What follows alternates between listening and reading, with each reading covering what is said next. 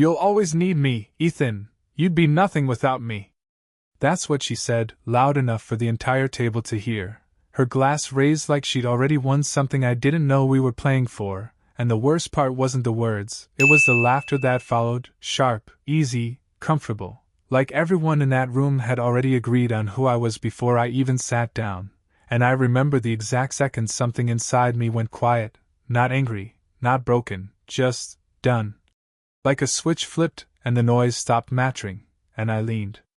back in my chair, watching her smile stretch just a little too wide, watching the way her hand rested on Daniel's sleeve like it belonged there, like I didn't exist anymore, and in that moment I realized the truth wasn't sudden, it had been building for months in the small things, the late nights that didn't need explaining, the way she stopped asking about my day, the way every conversation turned into a reminder of what I supposedly lacked.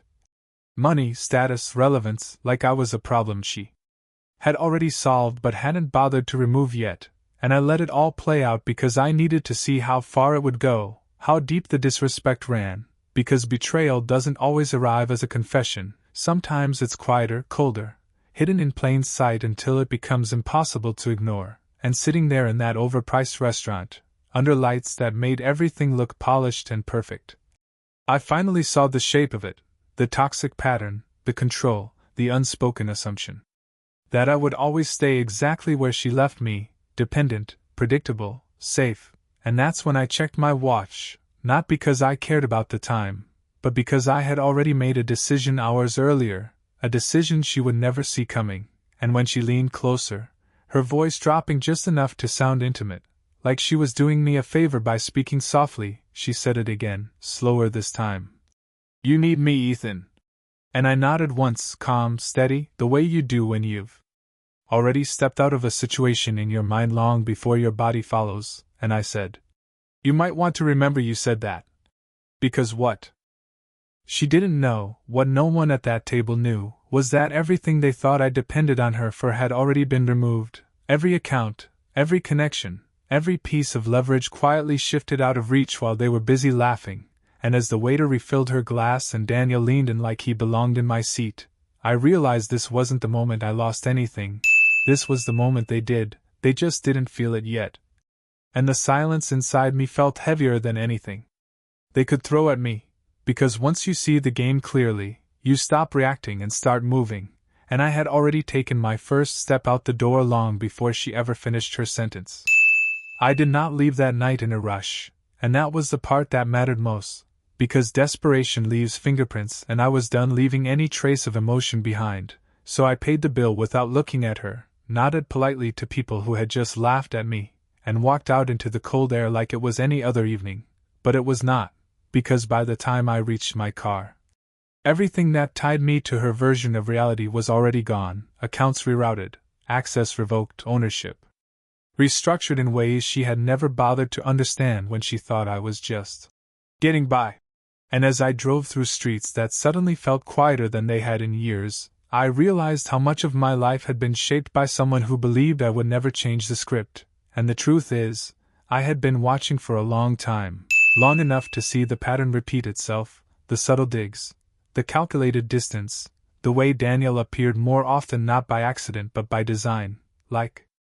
a slow replacement happening right in front of me, and I let it happen because clarity requires patience, and patience is something people mistake for weakness when they are too busy underestimating you, and by the time I pulled into the empty driveway of a house that no longer felt like mine, my phone was already lighting up, her name first, then others, messages stacking one after another, confusion at first, then irritation. Then something closer to panic, and I did not answer any of them. Because there was nothing left to explain. The conversation had already ended long before she realized it had begun, and as I stepped inside and looked at the walls that used to hold meaning, I understood something simple and final. She believed I needed her because she had never seen what I was capable of without her, and that was exactly why I had to disappear. I did not pack much, and that was intentional, because the life I was leaving behind was never built on things, it was built on assumptions, hers more than mine, and I let the house sit exactly as it was, lights off, silence settling into corners that used to hold conversations that meant something, and I took only what I needed to move forward, not what tied me back. And somewhere between closing that front door and stepping into the night, I stopped being the version of Ethan she understood.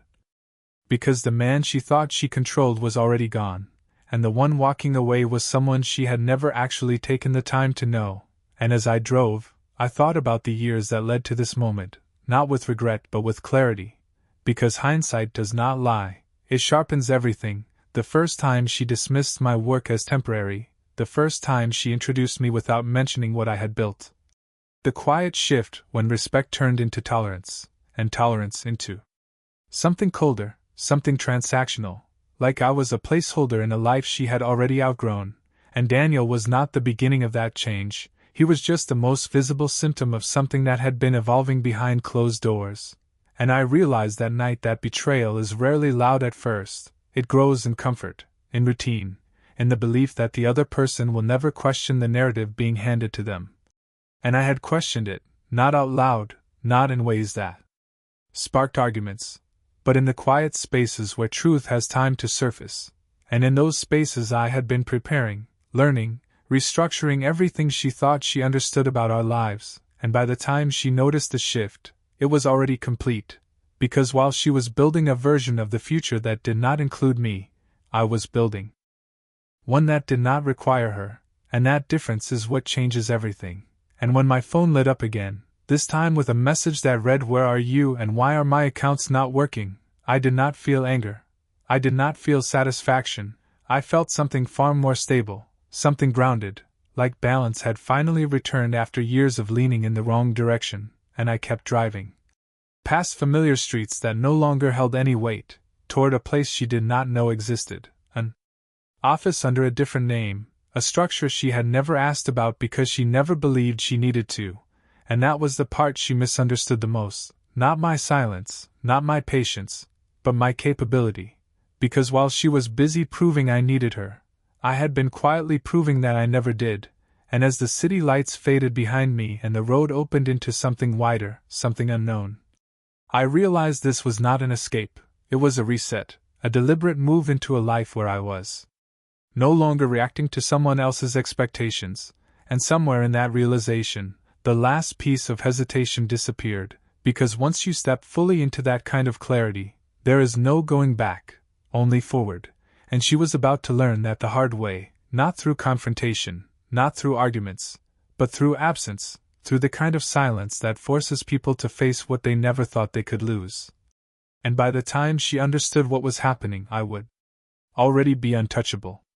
The next morning did not feel like chaos, it felt precise, like a system correcting itself in real time, and I was already sitting in a quiet office 20 miles outside the city, a place that did not carry my name publicly but carried my control in every contract, every signature, every silent line of authority that had been in place long before she ever questioned my value. And as the sun rose through the glass, my phone continued to light up, not just with her messages now but with notifications from people who suddenly realized something was wrong, partners asking why access had been revoked, financial managers requesting urgent clarification, and underneath all of it, her voice in text form, no longer confident, no longer sharp, but fractured, asking what I had done, asking why nothing was working, and that was the moment the truth fully surfaced, not for me but for her, because control only feels invisible when it is still in your hands, and the second it is gone, it becomes impossible to ignore, and I leaned back in my chair, watching the numbers update in quiet, controlled movements.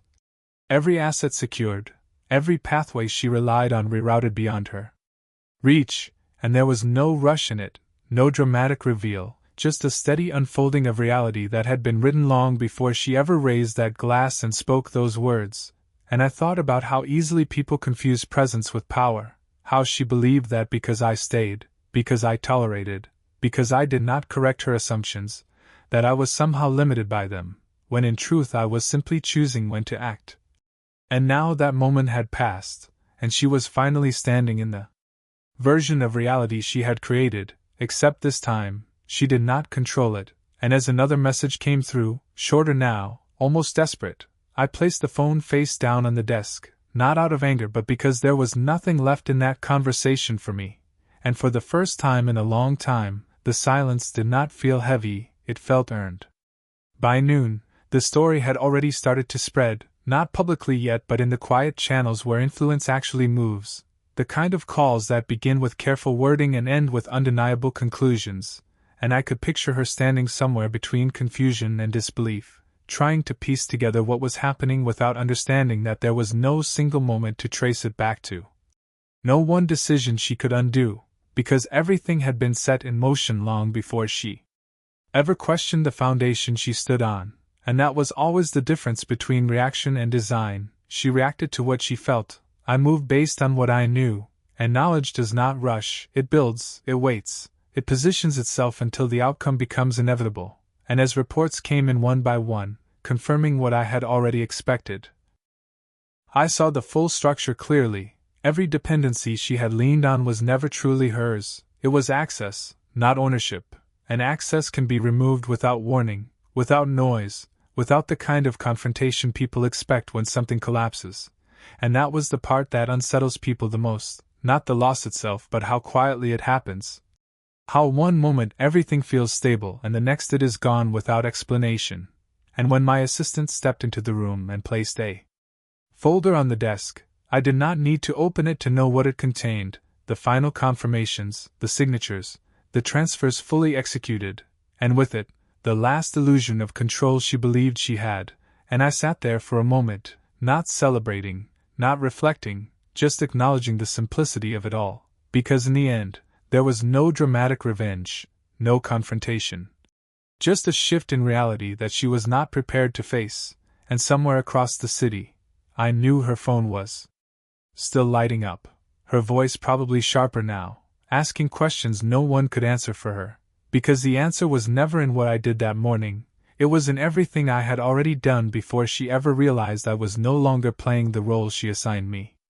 By late afternoon, the calls shifted in tone, no longer confused but cautious, the kind of careful language people use when they realize they have been standing on the wrong side of something they do not fully understand, and I could hear it even through the silence. Partners distancing themselves, names that used to carry weight suddenly pulling back, not out of loyalty but out of instinct, because people do not stay where control disappears. They move toward stability, toward whoever holds the actual structure beneath the surface, and that had never been her, not really, it had always been me, just hidden behind the version of reality she preferred to believe, and as I reviewed the final confirmations on the screen, I noticed one detail that mattered more than anything else. Daniel's access had already been terminated hours ago, clean, immediate, leaving no room for negotiation. Which told me everything I needed to know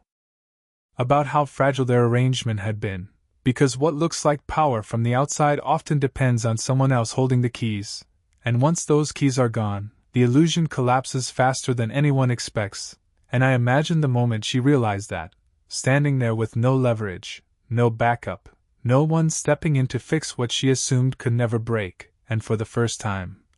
I considered whether she would understand what actually happened, not the mechanics of it, not the accounts or the signatures, but the reason behind it, because this was never about taking something from her, it was about removing what was never hers to begin with, and as the sun started to drop behind the buildings, casting long shadows across the office floor, I stood up, not in a hurry, not with urgency, just with certainty, because everything that needed to be done was already done.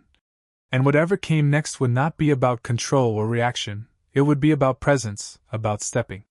back into a space where the truth could no longer be ignored, and somewhere across the city, I knew she was still trying to reach me, still expecting an answer, not realizing that the silence she was facing now was the same silence I had lived in for far too long. Except this time, it belonged to her. The next move was not loud, and that was exactly why it worked, because power does not need to announce itself when everything is already aligned, and by the time the invitation was sent out, it looked like just another corporate briefing, another routine gathering where decisions are made quietly behind polished glass and measured voices. But this one was different, even if no one realized it yet, and I arrived early. Not to prepare but to observe, because observation had always been my advantage, the ability to see what others ignored, to understand the structure beneath the surface, and as people began to file in, I noticed the subtle shifts, the way conversations paused when I entered, the way eyes followed just a second longer than necessary, because information had already started to circulate, not in headlines but in whispers, and the kind of updates that travel fast when money and control are involved. And then she walked in, Olivia, still composed on the outside but not the same, not steady, her movements just slightly off, like someone trying to hold on to a version of themselves that no longer fit the reality they were standing in. And when her eyes found me across the room, there was no confusion left, only recognition. Because in that moment she understood something she had never allowed herself to see before, that the man she dismissed, the man she controlled, the man she believed would always need her, was now the one everyone else was waiting on. And I did not rush to speak. I let the silence settle, let the weight of that realization fill the room naturally, because truth lands harder when it is not forced. And when I finally took my seat at the head of the table, there was no announcement, no dramatic statement, just a quiet shift in authority that no one questioned. And as the meeting began, documents sliding across the table, confirmation spoken. In calm, steady tones, I watched her process each detail in real time, each line stripping away another layer of certainty she once held. And for the first time since this began, I was no longer reacting to her world, she was reacting to mine.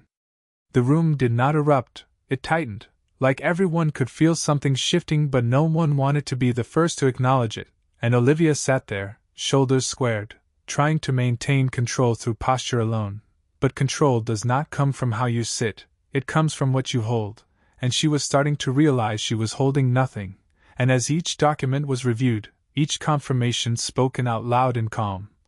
neutral tones, the pattern became undeniable, ownership clarified. Authority reassigned, decisions already finalized before this meeting ever began, and I watched her eyes move across the pages, not reading anymore but searching, looking for something familiar, something she could anchor herself to, and finding nothing, because everything she thought she understood had been built on access, not ownership, and access had an expiration she never noticed, and when she finally spoke, her voice was steady but thinner than before, asking a question that was not really a question, more like a last attempt to hold on to a version of reality that no longer existed, and I answered simply, not with emotion, not with explanation, just with clarity, because clarity is the only thing that matters when illusions fall away, and the room did not need more than that. They had already adjusted, already shifted their attention, their alignment. Because people do not follow history, they follow certainty, and certainty had